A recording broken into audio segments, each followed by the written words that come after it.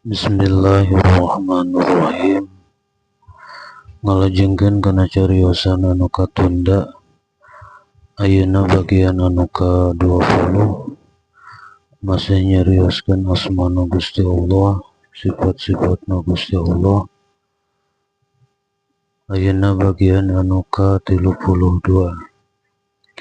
Gelar Allah Subhanahu wa taala anu ka-32 Al-Halim.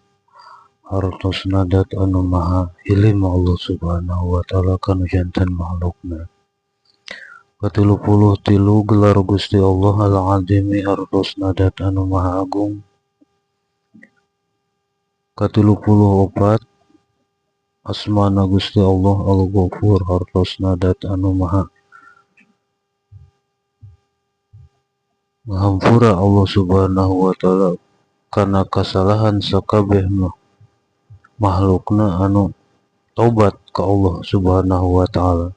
Dihapunten urang sadayana ti kaum muslimin muslimat, mukminin mukminat anu berbuat dosa kantun taubat ka Allah Subhanahu wa taala, Allah lautan hampura. Ka-35 gelar Allah Subhanahu wa taala teh Asy-Syakur hartosna dat anu maha membalas budi Allah Subhanahu wa taala. Allah Subhanahu wa taala ngabalas budi kana naon-naon anu dilakukeun ku nu janten makhlukna, terutama ti kaum muslimin muslimat, mukminin mukminat, nati golongan jin, nati golongan manusia anu ngalaksanakeun kebaikan sekecil apapun eta kebaikan pasti ku Allah Subhanahu wa taala dibalas. Keterangan parantos seueur anu ngajelaskeun hiji dibalas 10, bahkan tiasa hiji dibalas 1000. Seueur Allah maha pembalas budi anu sejati Allah Subhanahu wa taala, pembalas budi anu hakiki Allah Subhanahu wa taala, Asy-Syakur. Ka-30 genep gelar Allah Subhanahu wa taala teh Al-Ali, dat anu maha luhur Allah Subhanahu wa taala.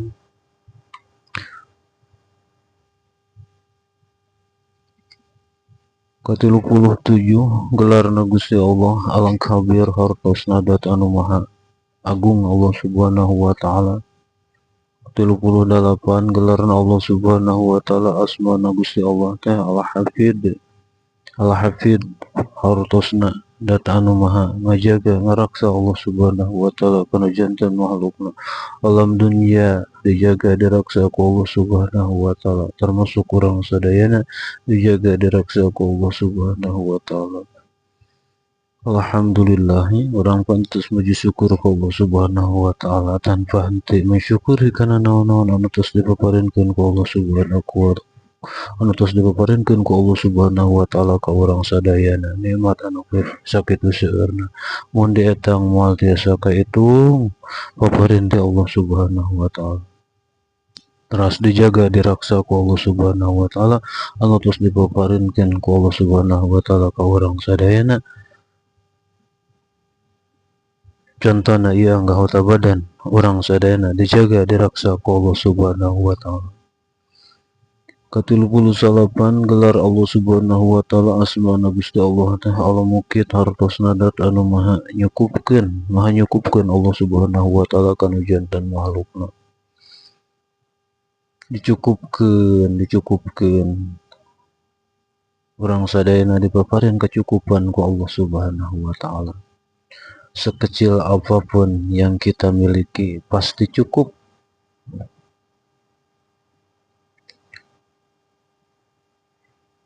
Cukup kanggo urang tuang anggoeun, insyaallah cukup. Tapi sebesar apapun lamun dipake gaya hidup mah moal cukup. Nah eta mah kanten mikiran we. Nu jelas Allah Subhanahu wa taala dat anu maha nyukupkeun kana janten makhlukna. Ka-40 gelar Allah Subhanahu wa taala teh Al-Hasib hartosna dat anu maha hitungan Allah Subhanahu wa taala. kasayan makhlukna dihitung kabeh, sekecil apapun kehitungan, namun itu sekecil apapun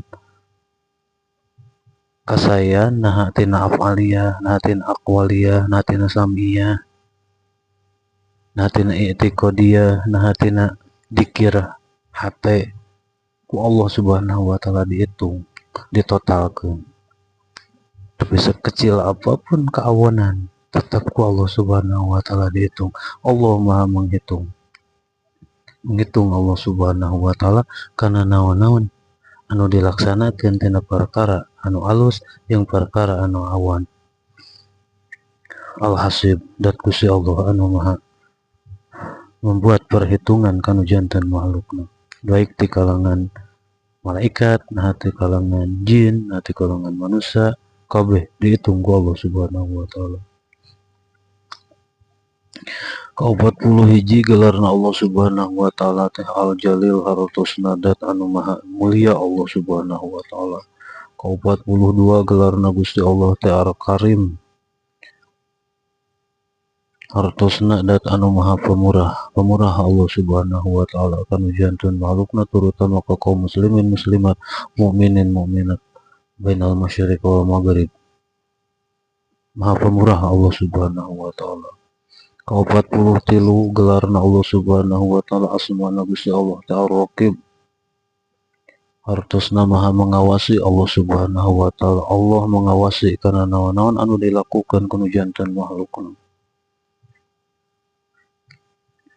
Ka-44 gelarna Allah subhanahu wa ta'ala asmana Gusti Allah ta'ala mujib dat anu maha ngaijabah kana sakabeh kahoyong anu janten makhlukna di kalangan kaum muslimin muslimat mukminin mukminat. Hoyong naon-naon kantun menta Allah subhanahu wa ta'ala Allah dat anu maha ngaijabah kantun nauhidan eta mah. Ka-45 gelar Allah subhanahu wa ta'ala asmana Gusti Allah ta'ala wasi hartosna dat anu maha jembar Allah subhanahu wa ta'ala.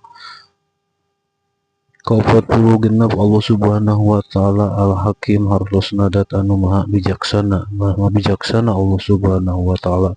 Ka-47 gelarna Allah subhanahu wa ta'ala teh al-wadud hartosna anu maha mencintai Allah subhanahu wa ta'ala kanu janten makhlukna terutama ka kaum muslimin muslimat mukminin mukminat dikawit Kangjeng Nabi Adam nami ka umat akhir zaman. Al-Majid Allah subhanahu wa ta'ala gelar Allah subhanahu wa ta'ala anu ka-48 teh Al-Majid maha mulia Allah subhanahu wa ta'ala. Ka-48 gelarna Allah subhanahu wa ta'ala teh Al-Ba'is hartosna Allah subhanahu wa ta'ala anu maha ngabangkitkeun bangkit tina sagala rupa perkara tina kasusahan Allah nu ngabangkitkeun tina naon gitu tina kurang semangat dibangkitkeun kesemangatan dipaparin kesemangatan ku Gusti Allah.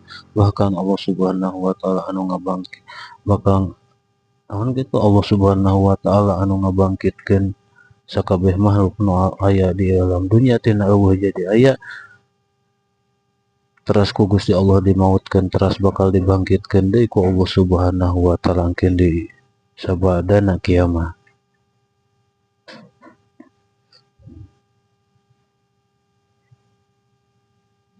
Ka-50 gelarna Allah subhanahu wa ta'ala teh asyahid hartosna Allah subhanahu wa ta'ala teh dat anu maha nyaksikeun Allah subhanahu wa ta'ala kana naon-naon anu terjadi di alam dunia, kana naon-naon anu dilakukan ku janten makhlukna baik di kalangan malaikat kabeh, baik di kalangan satu anu aya di lautan, satu anu aya di daratan kabeh, di kalangan jin, manusia, setan kabeh Allah subhanahu wa ta'ala nyaksikeun.